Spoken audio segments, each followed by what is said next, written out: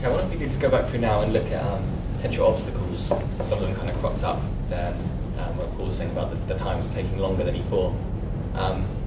Anyone wants to go on that? Yeah, I'm happy to speak. I guess, I mean, certainly from our experience, we've seen pretty much every obstacle and unexpected hurdle that you can think of. From the one that almost always comes up is there will be a historical issue around Barber equalisation, either because the amendment to the deeds weren't valid when they come to look back over them, and this particularly comes up on buyouts when you're getting down to the trustees, lawyers agreeing with the insurance company the wording of the individual buyout policies, the policies that ends up in the on the member's doorstep. And as the scheme lawyers go back over them, they then start looking back over the rules, and you get oh dear, we've seen a problem with how the amendment to the rules for equalisation was done. In a very few cases that isn't an issue, and then you tend to find that the administrators have then managed to not implement it correctly, so you've still got an issue there. We've seen it a number of times. So we see very few schemes that haven't had to go back over it in some form or another. So that's always a classic one. GMP reconciliation can take a significant amount of time, particularly with people taking transfers out, and then you get the cessation report from NISB, and you've got a whole bunch of GMPs that you don't recognise, and where do I find those? Some of them you might have historically paid CEPs, but they still seem to be on your account, and there's a reconciliation, and then just the underlying amounts don't add up as well. So there's a piece of work to be done there. And then there can be other sort of issues. The other probably problem, particularly for buyouts, when you're trying to crystallise what everybody's benefit is and pay the insurer the right premium, is spouses' benefits, because schemes don't traditionally hold the spouse's pension because they don't need to, and it'll get worked out when the member dies. But of course, when you're trying to buy that benefit, the insurer says, you need to tell me what that spouse's pension is, and you've got a big exercise then going back to paper files, because of course they didn't hold the pre-commuted pension at retirement, so they can't from the data go back and work it through, so it's shuffling back through paperwork to find out exactly what it is and recreating that. So these are some of the typical problems that that we've seen in terms of holding up that exercise of getting the data to match up. And you get similar sort of problems and around buy-ins as well. And it feels like such a simple exercise. I've got some data. Effectively, all I'm doing is buying a set of perfectly matching cash flows, and there's a market price for those cash flows. We pay that price. Where's the problem? But of course, you find, it's sort of interesting to hear your experience, Paul. I guess on the other side of it, we see a whole range of things coming through. So you sign the contract, and then the first payroll comes in, and the scheme administrators run a payroll report off and send it through to us and say, can we have a cheque for £1 million? And then we then reconcile that against the buy-in date, and we say, well, hang on, there's a bunch of people in here that weren't in the population, and they'll say, oh yeah, because we could only run the report, we couldn't cut off just the ones, so you just got everybody, and could you figure out which ones are there?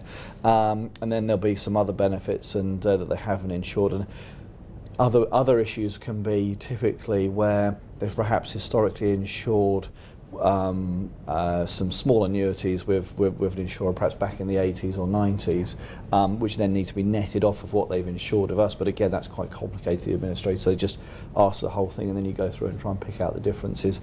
You'll end up with, in the buy-in data, there will be some people who have passed away and the spouses be in payment, so you need to true those ones up as well. So even on the simplest buy-ins, there are quite a number of moving parts in there. I'd agree with all of that. I mean, some of the issues are the same whether it's a buyout or a buy-in. Obviously with a buyout, it's much more final, so you've got to get everything into place. With a buy-in, you've got life after the event, so you've got other things to be concerned with. I mean, the only other technical point, I guess, that I'd raise that comes up is the integrity of the calculations, which touches on one of the points you made, Matt. How reliable are the calculation of the benefits, and do they need to go back and be reviewed? Are there errors in there? Are you overpaying pensions? Are you underpaying pensions? And what are the implications of that post-transaction?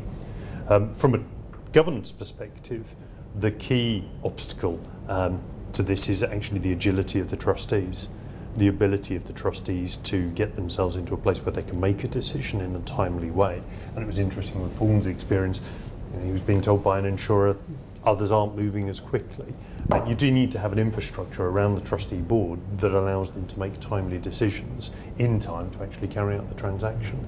The traditional model of 4 trustee meetings a year, it just doesn't cut the mustard when it comes to this sort of transaction. Well, I think that's absolutely right, and it was during this process we met between every 4 and 6 weeks about 3 times. But we're a very small board, and that's obviously an enormous advantage. I don't think that's difficult.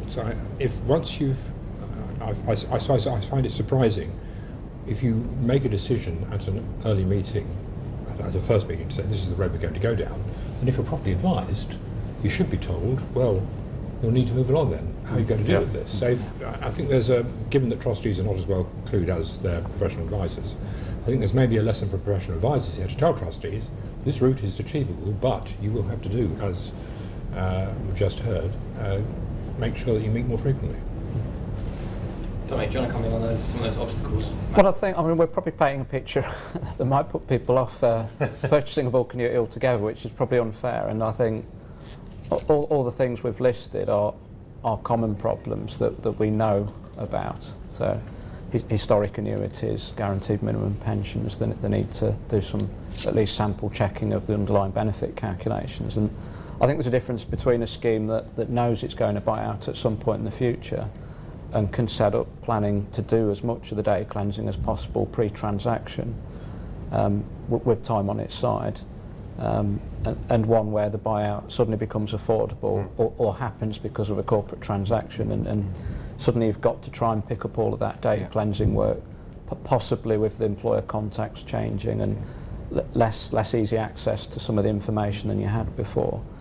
And a lot of these are quite historic. So GMPs, guaranteed minimum pensions, tend to cause the most problems, but nobody's earned one since 1997. So the sooner that's tackled, the better, because it's only going to get harder to find information that historic over time. So, I mean, you could take from that, it's a bit of a shame we haven't resolved it already on all schemes 16 years on.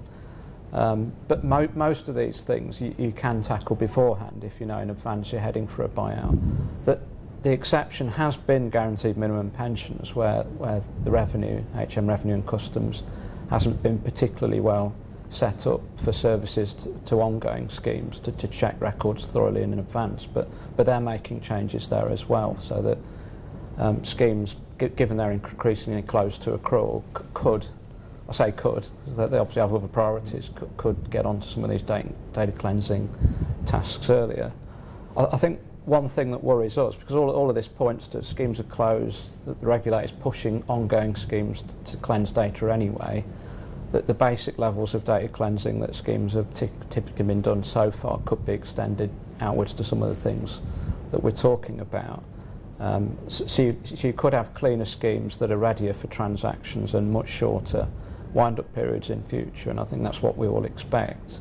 I think one of the slight barriers that we're a little bit worried about in the short term is if all the schemes are obliged to cease to contract out, so to stop providing benefits in place of state benefits, and are being pushed to cleanse their data, that there could be a good reason for a bit of a rush to the door of the revenue for lots of schemes to try and finally tidy up their GMP records.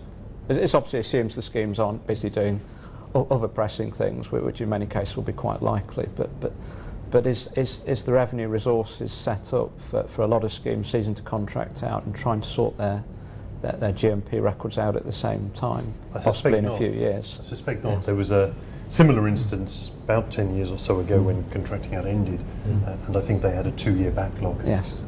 Yeah, we've had, when the government compensation schemes were set up for failed schemes, there was a sudden rush for some of those to reconcile GMPs in the past. So, although it's a technical area, it's not one that necessarily makes a huge amount of difference to people's levels of pensions in the end. It's still the one that worries us a bit as not completely within the scheme and the advisors and the insurers' control. I want to agree with Dominic. If I've said anything that implies that this was something I wouldn't go through again, absolutely not. I would most certainly go through it again. It's just, I'd love to be able to do some more tomorrow. I just only say you need to be aware before you start of how you're going to do it, otherwise you may not succeed. It'd be a pity to get yourself all geared up and then suddenly find you've missed the deadline. No, I completely agree with that as well. And there are a number of trustees who when you say to them, well, what's your strategic objective for this pension scheme? Well, we want to go to buyout. And if you then ask them the question, well, how are you planning to do that? Ask for some more money. That's the extent of their planning. Yeah. It's far more involved than that.